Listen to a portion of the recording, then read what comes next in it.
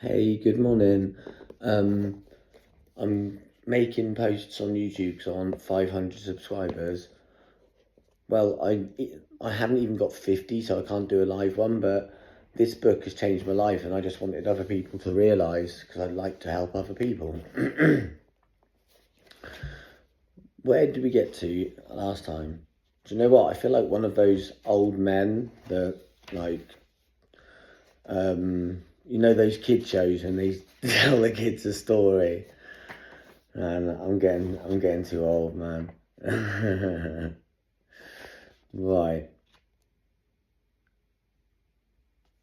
Okay, it was talking about being your authentic self, but having a role model. I read the page in the other one, but I'll do it again because I'm not quite sure. But it says, who is your inspiration? Well, being your authentic self is super important. There's nothing wrong with having a few role models who are living life the way you want to. Look at the life of Lizzo, who lives, breathes, and quite frankly wears self-love. Have you ever watched a Lizzo video and not smiled? Of course not. I don't know who Lizzo is, but she may be braver with her fashion choice than most people, but there's nothing she can't get away with because she's confident in who she is and proud of how she looks. That's me. I'm accidentally fashionable, like I've got Air Jordan and all that kind of thing, but kind of, yeah. I've never been one like that. If like Armani tracksuits, everybody got an Armani tracksuit, never got one. Do you know what I mean? Because I don't like trends. Maybe bookish Eloise Bridgerton is more on your wavelength, while some of the other Bridgerton characters follow the rules by bowing and fawning in the right places. She prefers concentrating on her studies and refuses to be anything other than who she is, incredibly smart and 100% herself. Going to lavish events in garish gowns and thirst trapping, it just isn't her thing, and she's completely okay with that. So what you get from that is like, just be yourself, and I've not been able to be that for a long time. I hated myself. I hated my reflection. Now I look in the mirror and think, actually, I'm a good person. This lets you work it out. Then there are those people that's something you can't quite your finger on. Take Timothy Chalamet. You could sharpen pencils on his cheekbones from one smile from him, and one smile from him could have you swooning. But he's the kind of person you would know and had walked into a room, even if you were standing with your back to him. People always say that about me. If you could bottle what he's got, we'd all order crates of the stuff. Your role models don't have to be famous either. You may work with them or learn a song alongside them. It could be a parent or another relative. For me, it'll be my mum or someone you know who does an incredible job. Mum, and my inspiration for the gym is Frank Zane and, of course, Arnold. Whether they're a nurse, like my sister, an astronaut, or a teacher, what character traits do they have that you admire and you would like to emulate? What do you think makes them stand out? Make a note of them on your phone and get it down on paper, because we've got some life-changing exercises coming up later in the book.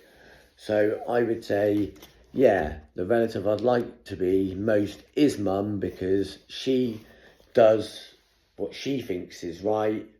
She doesn't take anybody's advice. In fact, the whole family goes to her for advice. And Lindsay's turned into a mini mum. And yeah, so mine's Mum, and then also as well, Lindsay as well, because she's a nurse, but a nurse for the elderly. And wow.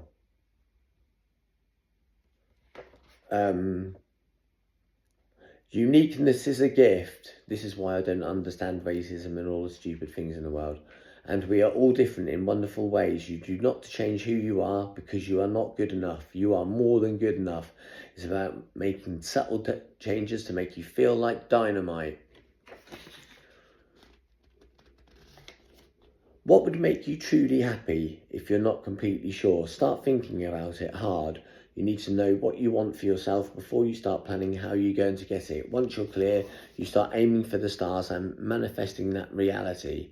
More on that later. Another great way to figure out your goals is to get to know yourself exactly as you are right now. So at the moment, my goal is to stay clean because my addiction, now it's been 8 months, and before that it was 3.5 years. So, you know, it can come out of the blue, and because I hated myself, I don't know why. You could even ask my ex if she would be kind enough to talk to me after I finished it. But yeah, that's kind of the person that I am.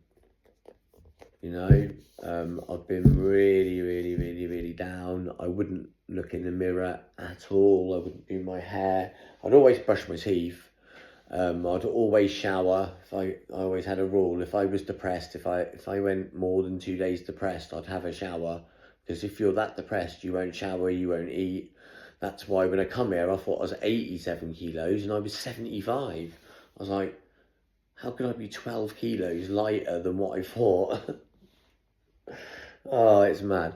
But anyway, yeah, that's it. So there's only one you. You're your own protagonist in your own play, and you know, you can either garner all the good energy and do good things and make goals, or just wing it.